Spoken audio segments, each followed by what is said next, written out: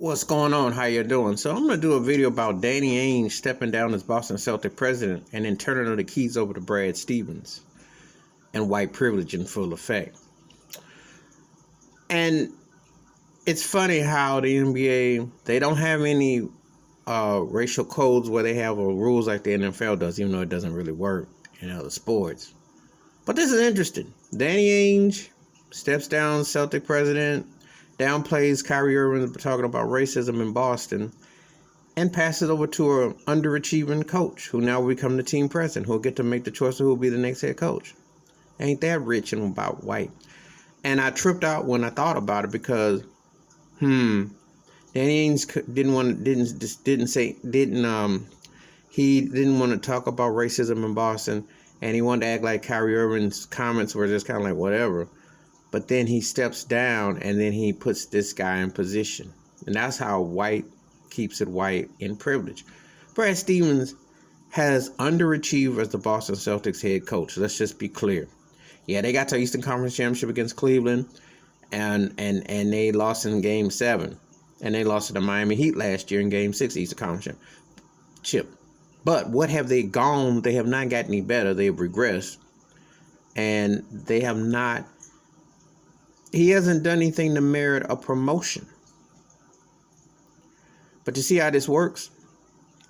You see how the color for the complexion gives you the protection to serve you in your resurrection. Like how I did that. You look at this situation in Boston, and it is so cliche. So cliche. Now, Danny Ainge did a really good job as a president general manager. They did win a chip back in 2008 and was a finals runner-up against the Lakers in 2010. But considering, and they did go to like 4 or 5 Eastern Conference Championship games in a row, but considering all the talent and all the stuff that he did have, he underachieved as well. And he sat on a bunch of picks and let stuff kind of just flounder. So he never did get that next guy to play with Jason Tatum, And I just look at the situation and kind of shake my head. But then again, seeing how this played out, how Danny Ainge exits side door and it has the keys for Brad Stevens. Tell me it ain't white privilege again, especially when a coach don't do nothing.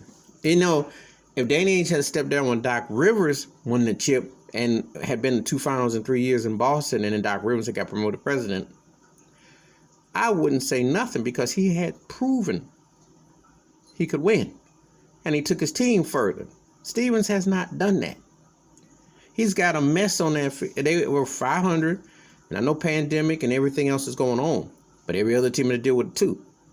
But their style of play has not evolved since losing that 7-game series to Cleveland when they were puppies. Now they lost to Miami, they got out hustled.